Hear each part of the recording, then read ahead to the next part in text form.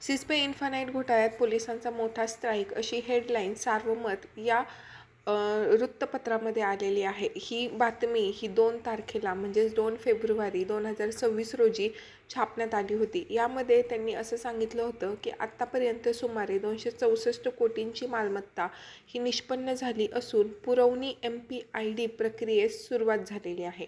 आता MPID प्रक्रिया म्हणजे अशी प्रक्रिया ज्यामध्ये एखादा घोटाळा झाला असेल आणि तो घोटाळा करणारे संबंधित व्यक्ती हे फरार असतील तर त्यांचं अकाउंट किंवा त्यांची मालमत्ता फ्रीज केली जाते आणि ती सरकार किंवा पोलिसांकडे म्हणजे सरकारकडे ती मालमत्ता असते. आणि ही सर्व प्रक्रिया झाल्याच्या नंतर ज्या ज्या लोकांनी याच्यामध्ये म्हणजे तक्रार नोंदवलेली असते त्यांना हे पैसे दिले जातात.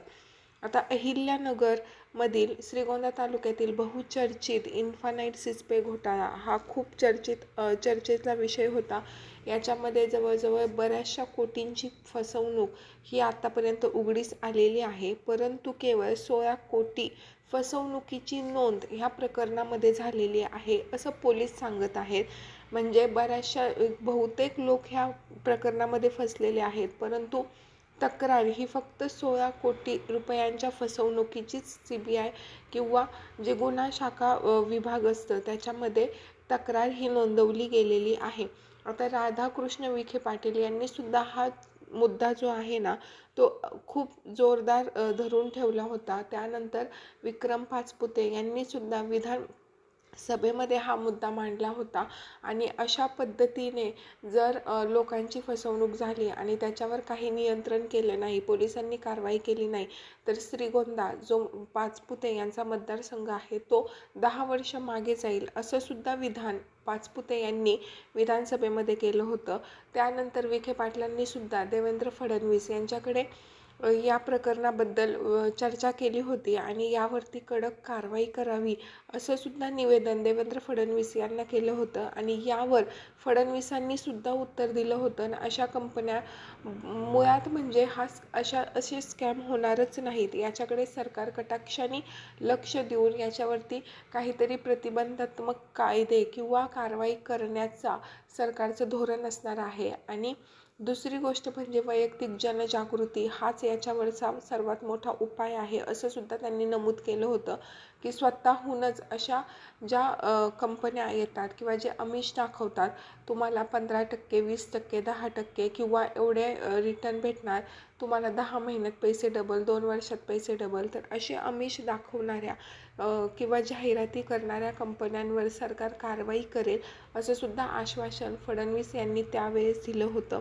दुसरी गोष्ट म्हणजे आपण स्वतःहूनच अशा फ्रॉन्झी स्कॅमला बळी न पडता आपण व्यवस्थित सुरक्षित ठिकाणी आपले पैसे गुंतवावेत, हा सुद्धा सल्ला फडणवीस यांनी दिला होता. आता या प्रकरणामध्ये जे 2 मुख्य आरोपी आहेत की जे दुबईला फरार आहेत, त्यांना सुद्धा आणण्यासाठी जे रेड ऑर्डर नोटीस असतं ते सुद्धा सरकारनं म्हणजे आपल्या महाराष्ट्र सरकारनं किंवा पोलिसांना म्हणजे काढलेलं आहे.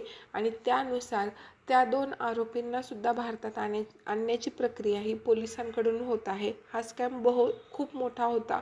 खूप मोठ्या प्रमाणात पैसा या स्कॅममध्ये आला होता, गुंतवला गेला होता. सर्वसामान्य लोकांकडून हा स्कॅम म्हणजे लोक ह्या स्कॅमच्या बळी पडलेले आहेत.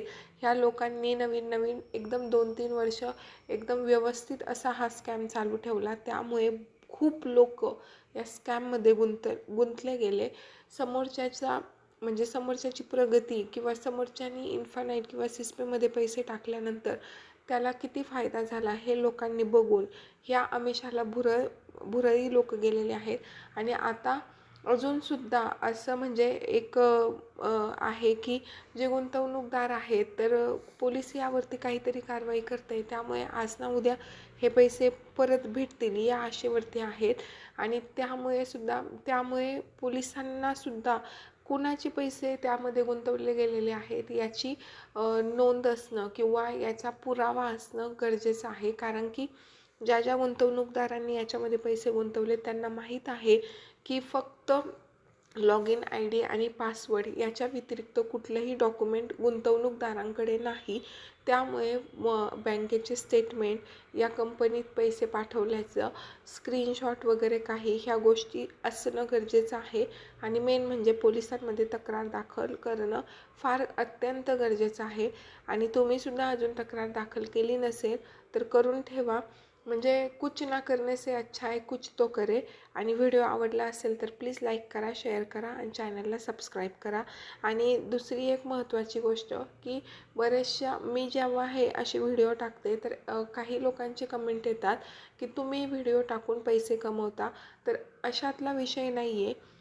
व्हिडिओ कुठल्याही पद्धतीचा कोणीही टाकू शकतं. ते एक व्यक्ती स्वातंत्र्य आहे. त्यामुळे त्याच्यावर अशा पद्धतीचं निगेटिव्ह कमेंट करणं हे चुकीचं आहे. धन्यवाद.